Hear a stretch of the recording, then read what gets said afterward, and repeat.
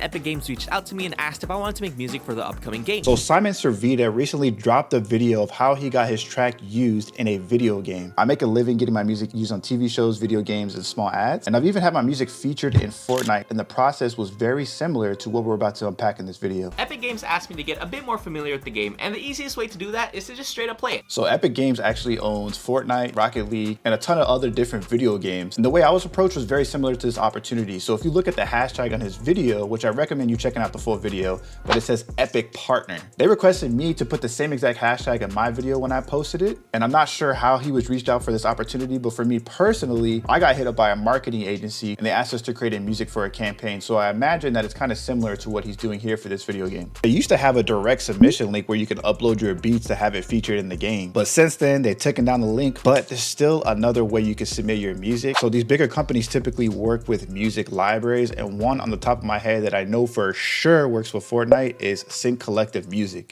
Of the track go by, to us, finding the correct tempo is really important because you become one with the song and the gameplay feel and the speed of the game itself.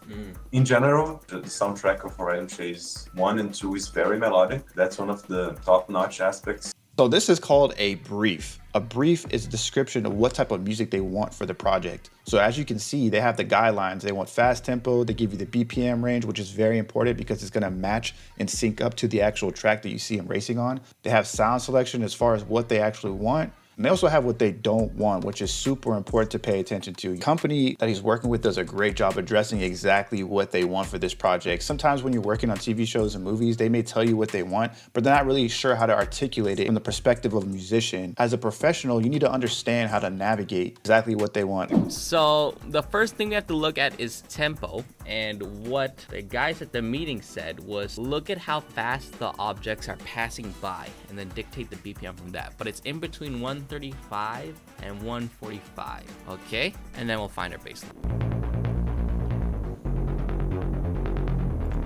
Something he does that I think is pretty cool is that he starts with the tempo and then the chord progression. Something I learned from BusyWorks Beats when I went to a music producer power event hosted by Curtis King is starting with the tempo and then moving into a chord progression. It's like one of the easiest ways to avoid beat block because you're already getting that momentum when you're creating. We want moon aesthetics. It's like out of tempo, but it's kind of cool. It feels like natural.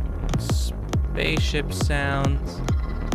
Sure. That was really dope what he did there. So the tempo, you can already tell off the jump, the way the track feels, it feels like it's for a racing game, and he does a great job of picking the right sounds to make the experience even more enhanced, giving it that moon setting, which is where the map is based off of. Since this is a racing game that's also by Epic Games, I kind of wanted to make it a little bit Rocket League inspired. Like they say to structure it like a song. So let's say after this intro section, we make it drop into a nice vocal chop beat. One of the most important steps when you're making a track for sync is the arrangement. He's already doing a great job of mapping out the arrangement for the track. He's already taking the steps to enhance the feeling. Hey Simon. Hello, how are you? Doing great, man. It was really good first pass in my opinion. So I don't know if you see this, but there's two things to unpack here. One, on the top right, you can see there's a link that says Disco, which is in his bookmark. Disco is basically a platform that hosts music. It's like the Spotify for music licensing. It's the industry standard for sync licensing. A lot of companies are starting to use it. You can actually see Riot Games is one of the people who uses Disco. And so if you're looking to tap into this lane, I highly recommend you setting up your own Disco account. Another thing I want to point out is that they're already giving him revisions. If you're making custom tracks based off cut to picture, so for ads or TV shows or even movies, a lot of the times you're going to get revisions. I've seen up to 7 to 8 revisions per track. You can get even more. And I think that Simon only has a couple, which is really good on his end. He does a great job executing this track. The real sounding instruments, maybe we could try to add some acoustic instruments. Not necessarily acoustic, you know, some real, not synthesized instruments. I think the overall here would be to try to make the track a little bit closer from the Horizon Chase 2 identity. Feedback's gonna happen in this game. You gotta be susceptible to being able to take a critique, not take it personally. We're here to get better. Those notes from the project manager just lifts the tracks after Simon Servida addresses it.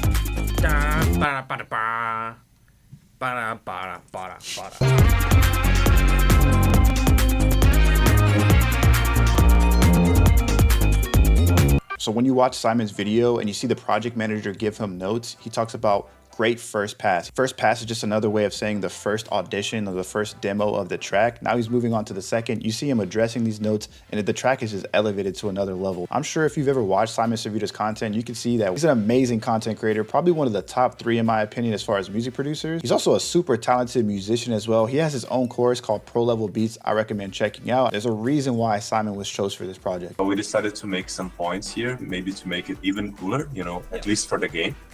The track might be a tiny bit linear or flat still. Add more dynamics to the track overall. This is one of the most important parts of the video in my opinion. If you look on the screen here, you see that the note that they have is the track feels a little bit linear or flat, which means there's not a lot of changes. Something I always talk about on my channel is how important arrangement is. You can see how they give feedback on arrangement on this part of the video. One of the most important things about music for sync, that you're creating movement. Something's changing every 4 to 8 bars within the track to make big moments feel bigger and small moments to build more suspense. Now he's about to preview the track inside the video game. Listen to how crazy this sounds. This is so sick.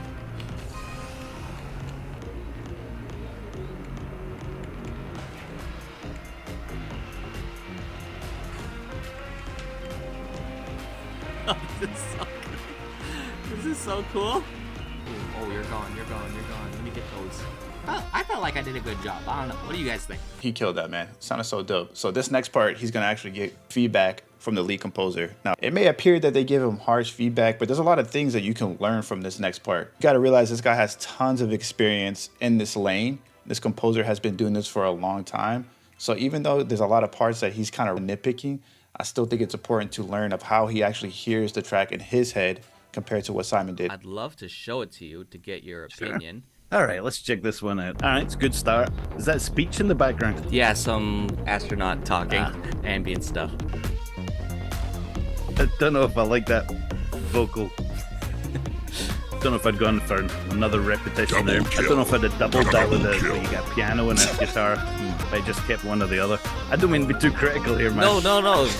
Y'all, by all means, you're the master. Yeah, it's repeating a lot. I'd have made it double time that, gone faster. Please be honest. It's yeah, you did a lot of things that I'm not sure I would have done. I don't know if they told him to meet with the lead composer or he just volunteered to do that just to get his feedback, but I thought it showed a lot of humility. Honestly, the track was dope. I thought the vocal part that he put in there was really cool. Most of the notes that he was giving back was really on the arrangement of how the track should be changing, the pace should be picking up. So it was cool to kind of hear that feedback. Simon, you killed this video, killed the track. Congratulations on your placement. Be sure to check out his video. I put it in the link in the description below. I'll see you in next week's video.